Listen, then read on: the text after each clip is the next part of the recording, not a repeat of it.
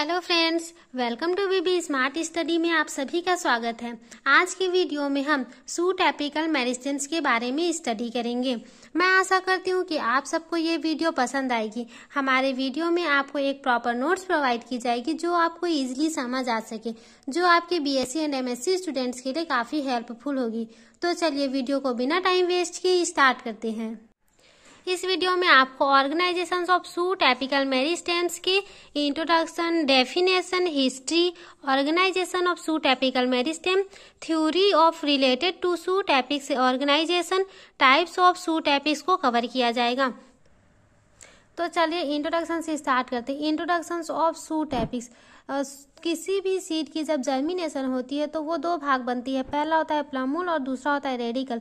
जो रेडिकल वाला भाग होता है वो जमीन से नीचे जाती है और रूट का फॉर्मेशन करती है, और जो प्लमूल वाला होता है वो जमीन से ऊपर जाता है जो सूट का फॉर्मेशन करता है। सूट प्लांट के एपिक्स का वह असेंडिंग भाग होता है जो प्रायः एम्ब्रायो एक्सिस के प्लमूल से डेवलप्ड होती है और प्लांट का aerial part like stem, branch, leaf, flower का फॉर्मेशन करती है, और इन सभी ऑर्गन से कंबाइंड फॉर्म को सूट सिस्टम कहते हैं। यह पॉजिटिव फोटोट्रॉपिक और नेगेटिव जियोट्रॉपिक को शो करता है। जैसे जो पॉजिटिव फोटोट्रॉपिक मतलब वो फोटोसिंथेसिस की प्रोसेस कर सकता है और वो ग्रेविटेशनल फोर्स के अगेंस्ट काम करती है, इसलिए उसे नेगेटिव जियोट्रॉपिक कहा जाता है। इसमें लीफ एंड बर्ड प्राइमोर्डिया पाई जाती है जिससे लीफ और बर्ड्स का फॉर्मेशन होता है। जो सूट के एपिक्स वाला भाग होता है, सूट एपिक्स लगातार न्यू सेल्स का फॉर्मेशन करती है और न्यू ऑर्गन्स का फॉर्मेशन करती है। इसके बाद देखते हैं सैम। सूट एपिकल मेरिस्टेम्स को हम सैम के नाम से भी जानते हैं।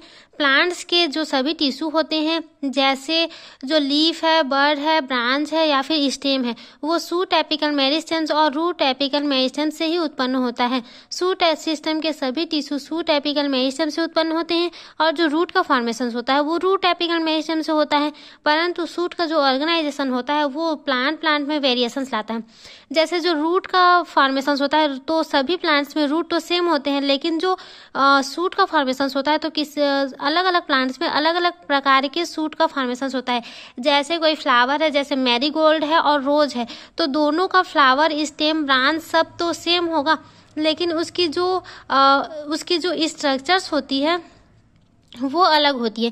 जैसे जो रोज है उसमें कांटे पाए जाते हैं और जो मैरीगोल्ड का फ्लावर है उसमें नहीं पाए जाते हैं। तो इसलिए सूट का जो ऑर्गेनाइजेशन होता है वो अलग अलग प्लांट्स में अलग अलग दिखाई देता है। इसके बाद सैम का डेफिनेशंस देखते हैं। सूट एपिक्स मेरिस्टेम्स प्लांट्स का वह रीजन है जहां से प्लांट्स के aerial part, leaf, branch, stem and buds का फॉर्मेशन से स्टार्ट होता है। उसे ही सूट एपिकल मेरिस्टेम्स कहते हैं, जिसकी उत्पत्ति एम्ब्रायोनल एक्सिस के प्लमूल से होती है। इसके बाद इसकी हिस्ट्री देखते हैं। अलग अलग समय में अलग अलग वैज्ञानिकों ने अपने अपने ढंग से सूट एपिक्स के ऑर्गेनाइजेशन की स्ट्रक्चर्स की व्याख्या करने की कोशिश की है, जिसके लिए उन्होंने विभिन्न थ्योरीज दी है। जैसे एपिकल सेल थ्योरी को हॉफमिस्टर ने प्रस्तुत किया था, और जो नगेली हैं उन्होंने इसे विस्तार किया। और इसके बाद है हिस्टोजन थ्योरी। हिस्टोजन थ्योरी को हैनस्टेन ने 1870 ईस्वी में दिया था। इसके बाद तीसरा है tunica corpus theory. Tunica corpus theory को स्मिथ ने दिया था। और चौथा है mantle core theory. Mantle core theory को प्रोफेम एंड चैन ने 1950 ईस्वी में दिया था। पांचवा है हिस्टोजेनिक लेयर थ्योरी। हिस्टोजेनिक लेयर थ्योरी को डरमन ने 1947 में दिया था।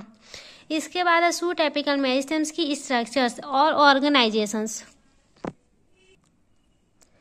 सूट एपिकल मेरिस्टेम्स और जो सूट लीफ प्राइमोर्डिया है उसके साथ मिलकर सूट एपिक्स का फॉर्मेशन होता है। इस जगह पर सूट का प्राइमरी ऑर्गेनाइजेशन की शुरुआत होती है।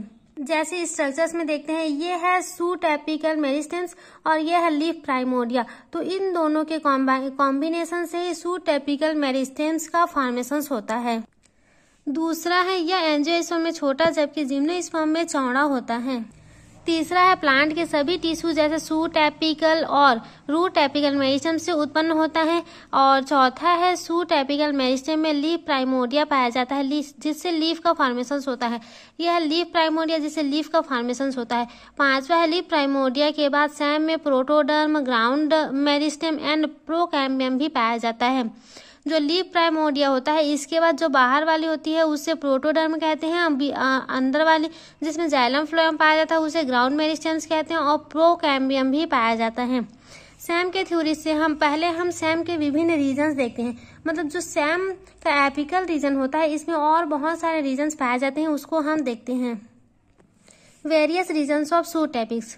वार्डलॉ 1957 नामक साइंटिस्ट ने सूट एपिक्स के अंतर्गत 5 विभिन्न रीजन्स की उपस्थिति को बताया है, जो निम्न है। पहला है डिस्टल रीजन, जिसे दूरस्थ क्षेत्र कहते हैं, और दूसरा है सब डिस्टल रीजन, जिसे उप दूरस्थ क्षेत्र कहते हैं, और तीसरा है ऑर्गेनोजेनिक रीजन, जिसे अव्यय उत्पत्ति क्षेत्र कहते हैं, और चौथा है सब एपिकल रीजन, जिसे उप शीर्ष स्तर क्षेत्र कहते हैं। पांचवा है रीजन ऑफ मैच्योरेशन, जिसे परिपक्वन क्षेत्र भी कहते हैं। इसके बाद पहला देखते हैं डिस्टल रीजन। यह सूट एपिक्स का सबसे एपिक्स रीजन होता है तथा यह अनेक कतार में सजे डिफरेंशिएट सेल्स का बना होता है। जो ये डिस्टल रीजन है ये सबसे ऊपर वाला रीजन होता है। उसके बाद दूसरा देखते हैं सब डिस्टल रीजन। यह दूरस्थ रीजन्स के नीचे प्रेजेंट होता है तथा यह मेरिस्टेमेटिक टिश्यू से बना होता है। इसी क्षेत्र में ग्रोथ सेंटर प्रेजेंट होते हैं। ये दूसरा है सब डिस्टल रीजन, इसी से ग्रोथ सेंटर प्रेजेंट होता है और यह लीफ के ग्रोथ में सहायता करता है। तीसरा देखते हैं ऑर्गेनोजेनिक रीजन। इस रीजन में ही लीफ के आरंभन, इनिशिएशंस एंड टिश्यू डिफरेंशिएशंस की प्रोसेस होती है। जो ऑर्गेनोजेनिक रीजन होता है उसी में टिश्यू का डिफरेंशिएशंस होता है। और चौथा है सब एपिकल रीजन।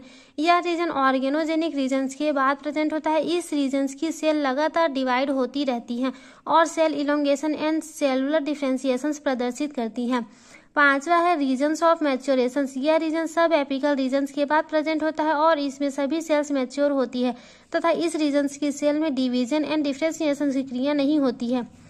जिम्नोस्पर्म्स में सूट एपिक्स में अलग अलग लेयर्स में सेल ऑर्गेनाइजेशन सुव्यवस्थित नहीं दिखते हैं, लेकिन फॉस्टर ने आफ्टर स्टैंडिंग गिंगो बाइलोबा में 4 अलग अलग रीजन्स के रूप में अंतरजीगेट सेल्स रीजन्स को आइडेंटिफाई किया है तथा उन्हें apical cell group, central mother cell zone, rib meristems और पेरिफेरल मेरिस्टेम्स, जिसे फ्लैंक मेरिस्टेम्स भी कहा जाता है, नाम दिया है। रीजन्स का डायग्राम देखते हैं। सबसे पहला है डिस्टल रीजन जो सबसे ऊपर पाया जाता है। उसके बाद दूसरा है सब डिस्टल रीजन जो ग्रोथ पॉइंट होता है और तीसरा है ऑर्गेनोजेनिक रीजन जिसमें सेल डिफरेंशिएशन होता है और इसमें टिश्यू डिफरेंशिएशन होता है। उसके बाद सब एपिकल रीजन है जिसमें सेल का डिफरेंशिएशन होता है। उसके बाद है regions of maturation.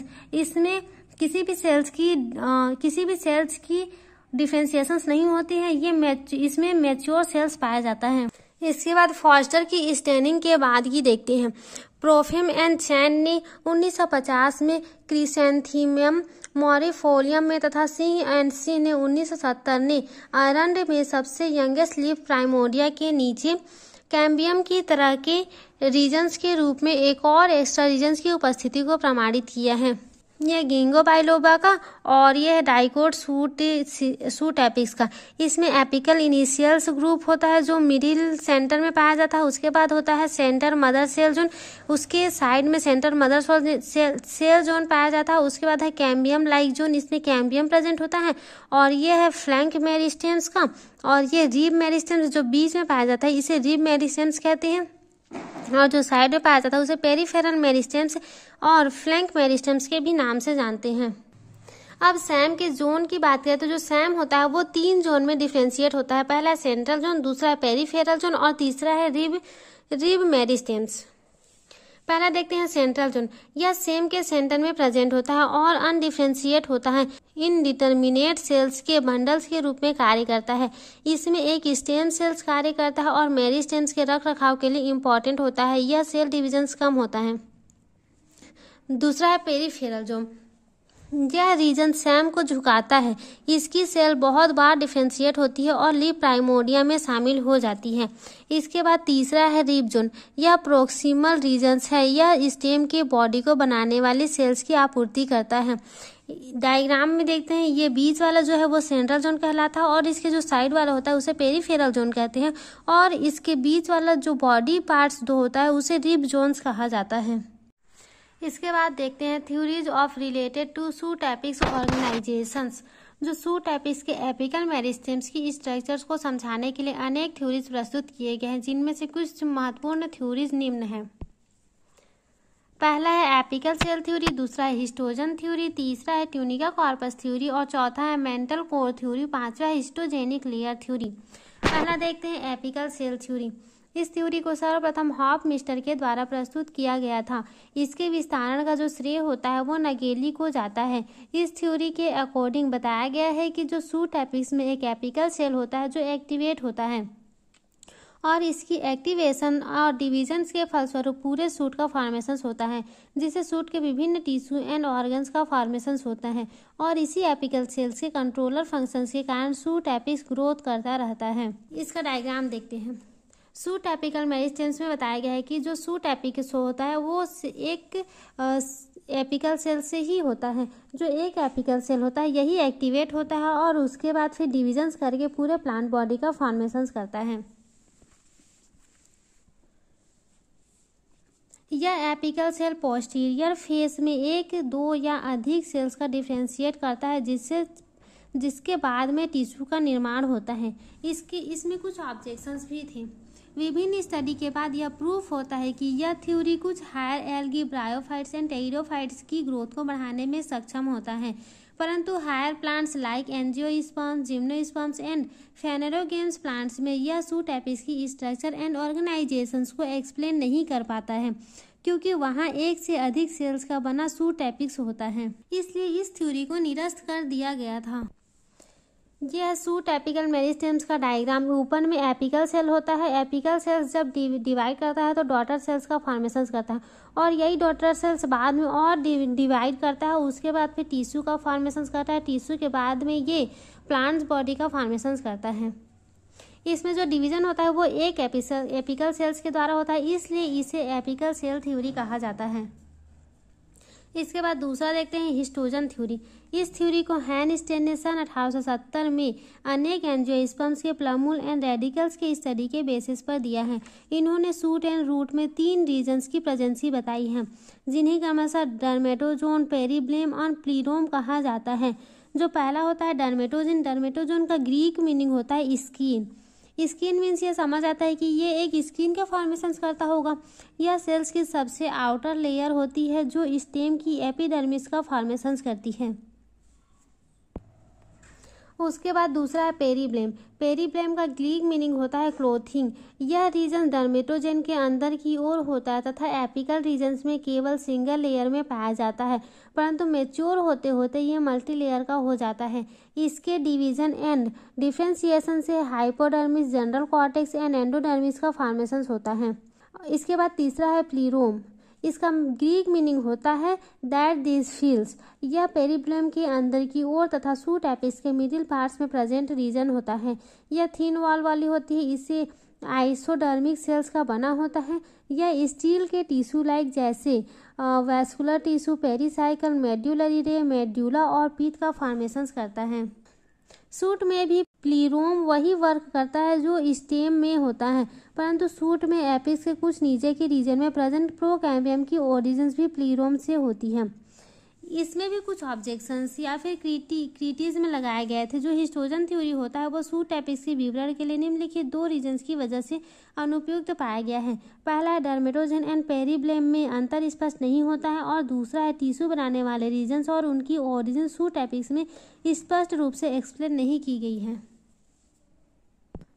Histogen theory का डायग्राम देख लेते हैं। हिस्टोजन थ्योरी में 3 रीजन्स पाए गए थे। जो पहला होता है वो डर्मेटोजोन होता है, उसके बाद दूसरा रीजन आता है पेरिब्लेम और तीसरा होता है प्लीरोम। जो डर्मेटोजोन होता है वो एपिडर्मिस का फॉर्म करता है और जो पेरिब्लेम होता है ये कॉर्टेक्स, एंडोडर्मिस और हाइपोडर्मिस का फॉर्मेशन करता है और जो प्लीरोम होता है ये बीच वाले भाग का फॉर्मेशन करता है जिसमें मेड्यूलरी रे, वैस्कुलर टिश्यू और पीथ आता है। इसके बाद तीसरा टॉपिक देखते हैं ट्यूनिका कॉर्पस थ्योरी। यह थ्योरी स्मिथ ने सन 1924 में सूट के एपिकल ग्रोइंग रीजन्स के लिए प्रतिपादित किया है। इसमें रूट एपिक्स का समावेशन नहीं किया गया है। इस थ्योरी के अकॉर्डिंग एंजियोस्पर्म्स के सूट एपिक्स में टिश्यू के 2 अलग अलग क्षेत्र होते हैं जिसे ट्यूनिका एंड कॉर्पस कहते हैं। ट्यूनिका देखते हैं। जो सूट एपिस की सिंगल और मल्टी लेयर का होता है, जो आउटर लेयर का फॉर्मेशन करता है। इस रीजन की सेल केवल एंटी क्लिनिकल डिवीजन शो करती है और इससे सूट एपिस का सरफेस एक्सपेंशन होता है। ट्यूनिका की first outer layer epidermis and जो सेकेंड लेयर होती है वो कॉर्टेक्स का लीफ प्राइमोर्डिया बनाता है। और कॉर्पस ट्यूनिका की इंटरनल पार्ट होता है जिसमें सेल डिवीजन सभी डायरेक्शंस में होने के कारण यह रीजन्स की आयतन की ग्रोथ करता है। कॉर्पस की सेल्स आकार में बड़ी होती है। कॉर्पस की सभी सेल्स एंड ट्यूनिका के कुछ भागों से प्लांट की आउटर लेयर को छोड़कर शेष भाग विकसित करती है। ट्यूनिका कॉर्पस का डायग्राम देखते हैं अब।